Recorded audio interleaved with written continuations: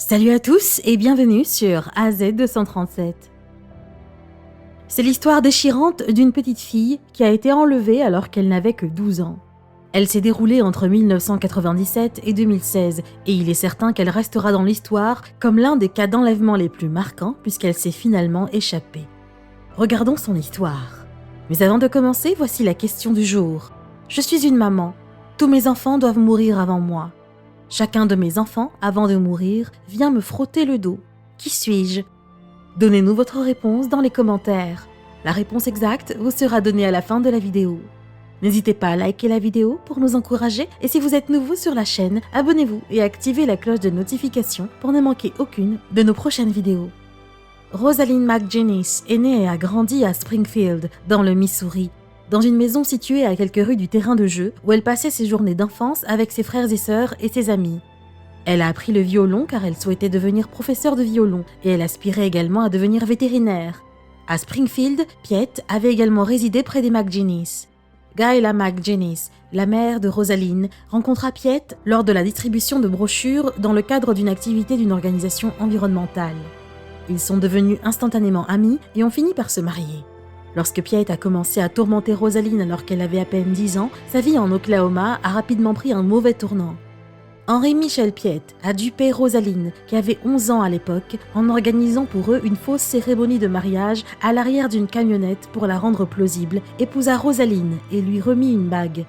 Le fait que toute cette union illicite se soit produite des mois avant l'enlèvement de Rosalyn et que seulement un jour avant, Piet était fiancé à la mère de Rosalyn ajoute à l'intrigue. Piet a commencé à abuser physiquement de Rosalyn lorsqu'elle avait 11 ans. Il s'est glissé dans sa chambre et l'a molestée dans sa résidence de wagonneur. La mère de Rosalyn avait également été agressée par Piet à la même époque. Avec sa mère, Rosalyn a fini par découvrir un refuge pour femmes où elles ont commencé à prendre un nouveau départ après de nombreuses tentatives infructueuses de quitter leur foyer. Malheureusement, leur nouveau départ a été interrompu lorsque Rosalyn a été enlevée de son école primaire à Poteau et placée à l'arrière d'une camionnette sans possibilité de s'échapper. Une personne est venue la chercher à l'école et s'est enfuie à toute vitesse dans une petite voiture grise, comme l'indiquent les dossiers obtenus auprès de la police de Poteau. C'était le 31 janvier 1997. Rosalyn a déclaré que la personne s'était teint les cheveux en noir et portait des lunettes de soleil pour cacher son apparence. Au fil des ans, Piet a changé plusieurs fois le nom de Rosalyn. Il l'a emmenée dans une suite d'hôtels à environ 2 heures de route. Après avoir atterri au Mexique, ils sont restés dans divers hôtels. Naturellement, dès que Gayla a appris la nouvelle, elle l'a recherché et a annoncé sa disparition dans toutes les formes de médias. Child Search Ministries a rapidement distribué des affiches de personnes disparues avec des images, des âges et des dates pour la disparition de Rosalyn. Après des semaines de recherche, Rosalyn et Piet n'ont pas été retrouvés. Peu de temps avant le 13e anniversaire de Rosalyn, la quête a pris fin. Elle a accouché de 9 enfants de Piet pendant les quelques 19 années où elle a été enlevée par son beau-père et aucun d'entre eux n'a su ce que leur mère avait vécu. Elle a caché son enlèvement et son agression sexuelle pour protéger ses enfants de la terrible réalité et de la vérité. Elle a élevé ses enfants tout en endurant la même cruauté et la même agonie qu'elle a vécue. Les enfants n'ont découvert la vérité qu'après s'être échappés et avoir été secourus. Elle a donné naissance à sa première progéniture avec Piet lorsqu'elle avait environ 15 ans, un petit garçon né à l'arrière du véhicule. À l'époque, il vivait dans un petit mobil-home délabré, au sol usé et sans eau courante.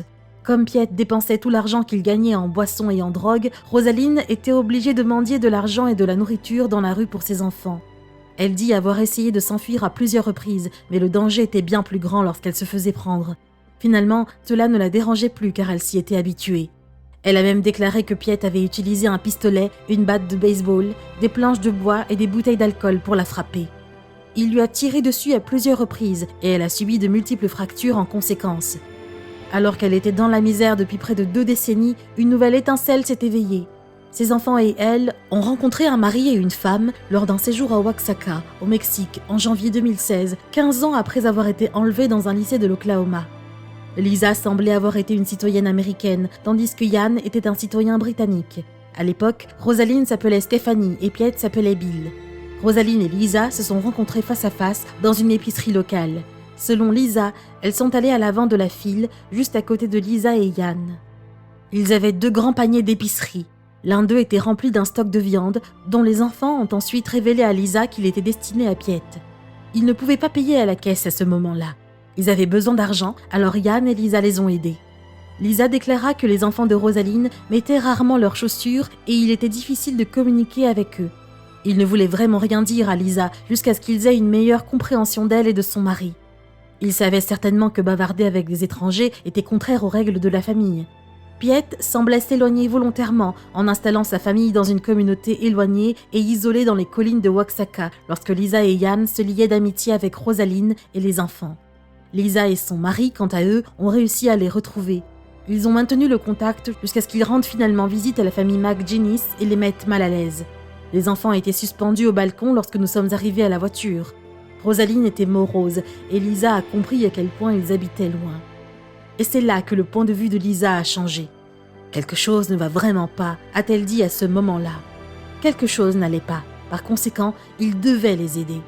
Après avoir vérifié l'absence de Piet, Lisa contacta Rosaline et l'informa que s'il y avait un problème, elles aideront à envoyer son conjoint en prison ou en traitement pour alcoolique et toxicomane. Piet entra chez elle à ce moment-là et elle mit fin à l'appel. Après quelques semaines, alors que Piet était handicapé par une gueule de bois, Rosaline demanda aux enfants de rassembler quelques affaires et de les mettre dans un sac à dos. Elle sauta dans un taxi et chercha Lisa et Yann. Cependant, le couple avait déménagé, mais les miracles se produisent quand on en a le plus besoin. Rosaline et Yann se sont croisés par hasard alors qu'ils promenaient son chien. La famille fut hébergée dans la résidence de Lisa et Yann. Rosaline raconta peu à peu à Lisa son calvaire.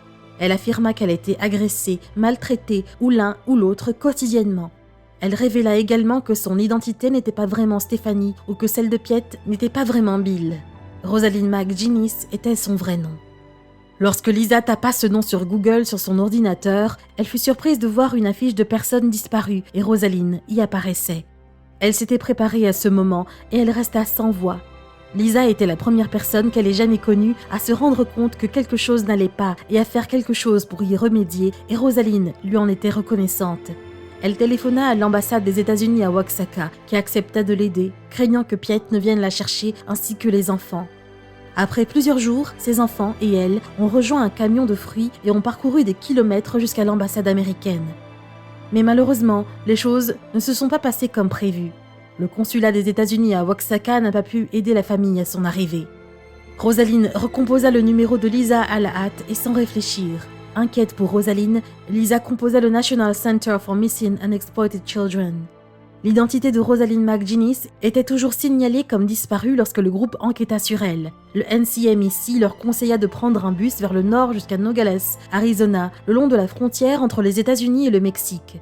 Ses enfants et elle avaient parcouru une grande distance. Ils ont traversé ensuite Tucson et Dallas pour se rendre à Kansas City, où ils ont repris contact avec un parent perdu de vue depuis longtemps. Alors que Rosaline était extatique avec sa liberté inattendue, le changement pour les enfants et elle en 2016 n'était pas facile. La famille était pauvre et pourtant en train de s'adapter aux coutumes américaines. Même les plus petits détails, comme essayer de s'adapter à la cuisine américaine, étaient aussi un défi. Cependant, Rosaline était troublée par une autre vérité. La réalité était que Piet était toujours en liberté. Lorsqu'il tenta de franchir la frontière des États-Unis après la publication de l'histoire de Rosaline dans People Magazine en septembre 2017, il a été placé en détention. Il a été transféré en Oklahoma, où il a été accusé d'enlèvement et d'avoir eu des rapports physiques avec un mineur devant un tribunal fédéral de district. Il a été condamné à une amende de 50 000 $ et a dû payer 50 067 $ pour dédommager sa victime dans le cadre de sa peine. Heureusement, Rosaline a reçu l'aide et les encouragements d'une jeune femme qui avait vécu la même épreuve. Ses enfants et elle ont fini par s'installer dans leur propre maison. Ils ont commencé à se réinsérer grâce à l'aide qu'elle a reçue. Un membre de leur famille a participé à la création d'une campagne GoFundMe pour les aider à réunir des fonds.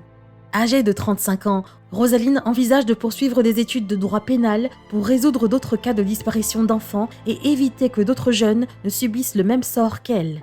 La plupart de ces situations concernent des enfants qui, en grandissant, se sentent abandonnés et continuent de souffrir.